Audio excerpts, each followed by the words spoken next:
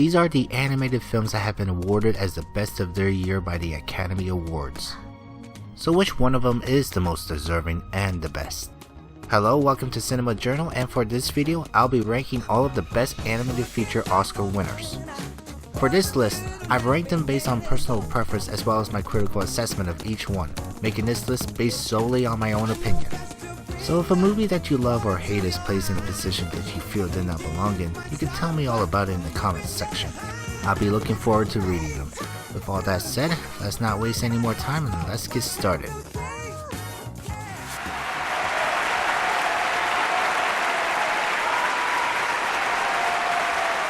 And the Oscar goes to Brave.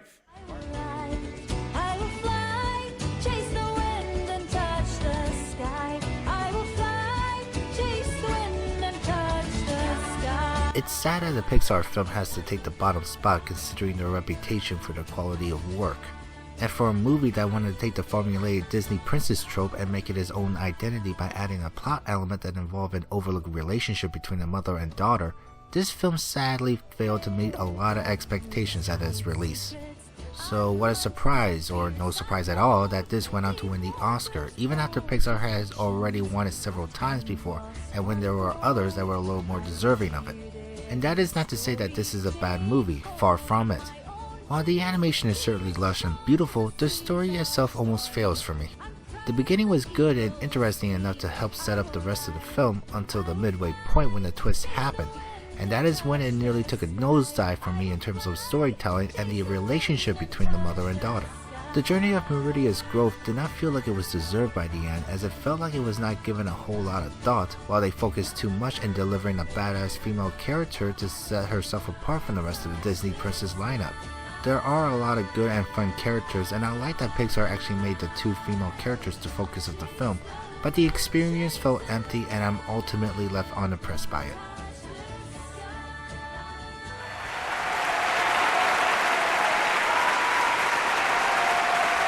The Oscar goes to the honors, my lovely lady. Thank you.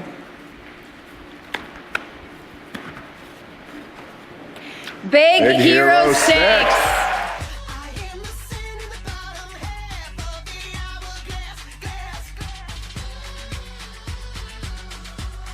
Now, to be honest, as weak as Brave is, I actually like it more than Big Hero 6.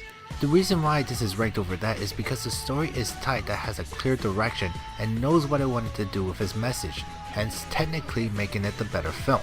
With all that being said, this film about a group of young techno nerds who become superheroes, which is based on an obscure Marvel property, felt uninteresting to me in terms of concept because, well, we've seen these kinds of films already. The so-called origin story of a superhero or a group of superheroes that is overflooding the movie marketplace with each new superhero flick.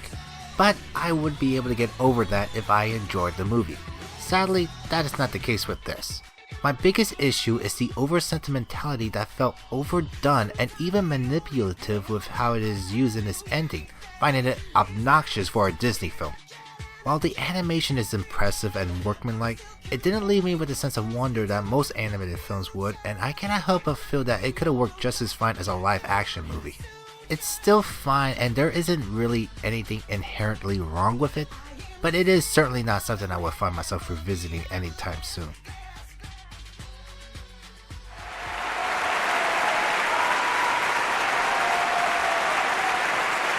And the Oscar goes to, let's see, Happy Feet.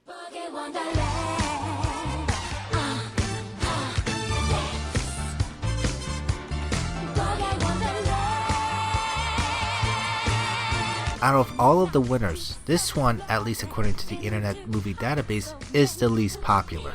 Which, to be honest, the most remarkable thing about this movie is the fact that it's directed by the guy who created the Mad Max films.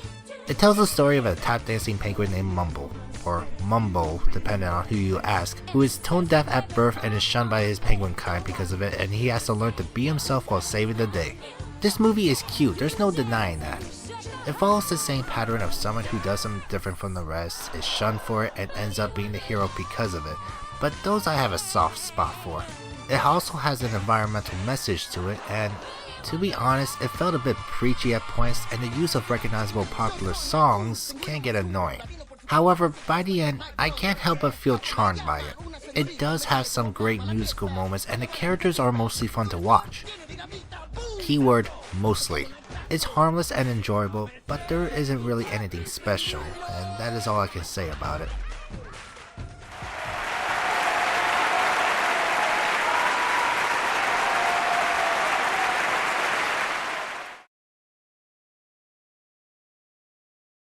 And I saw her face.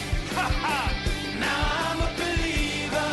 Listen, not a trace of doubt in my mind. The first animated film to win the newly created category at the 2002 Academy Awards, Shrek is an unusual pick in that it is a comedy/parody that takes pot shots at the most recognizable themes in animated films up to that point in movie history, the fairy tale, most notably from Disney.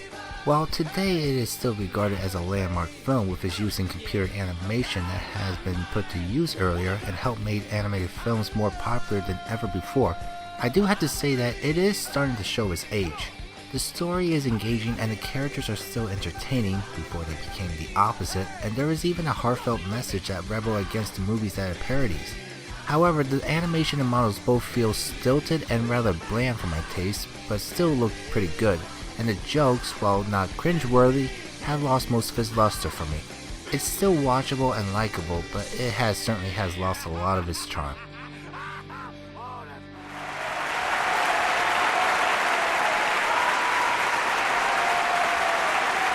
And the Oscar goes to... Be pretty cool if I was Banksy though, right? No. Okay. Okay. Toy Story 3.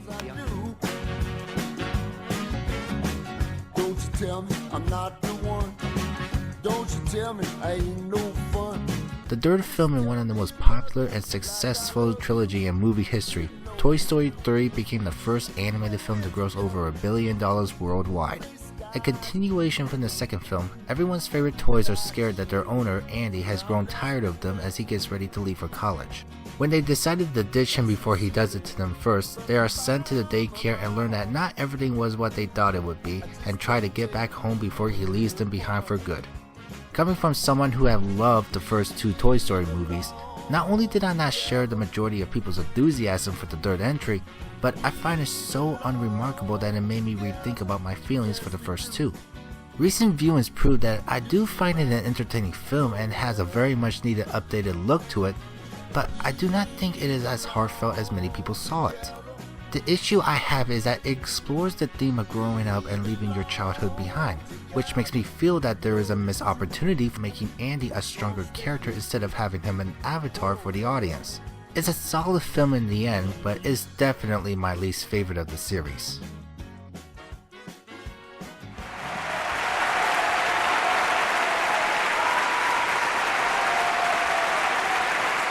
And the Oscar goes to... Oh, are you ready? Frozen!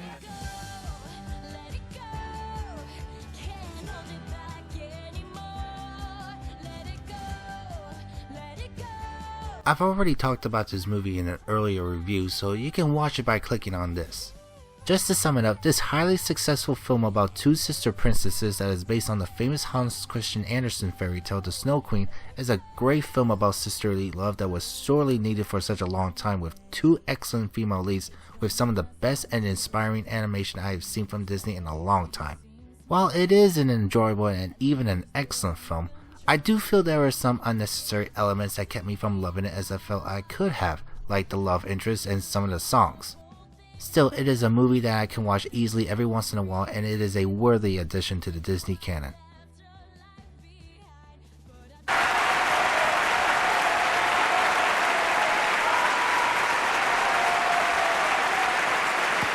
The Oscar goes to The Incredibles.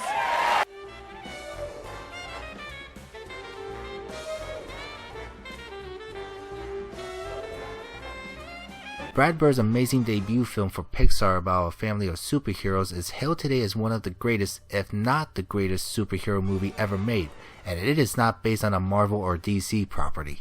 It's a film that is fun, lovable, exciting, adventurous, heartfelt, thrilling, hilarious, and many more positive adjectives that I could use to describe this film. The reason why it's ranked so low is because the animation does look a little rubbery with the texture, and the look of it in some scenes felt archaic at points, especially when it was in development at the time and released a year later after Finding Nemo. But despite that, it's a fun movie to watch, and over a decade we are finally getting a sequel. God damn, I don't think Cars was bad, but did that deserve a sequel more than The Incredibles?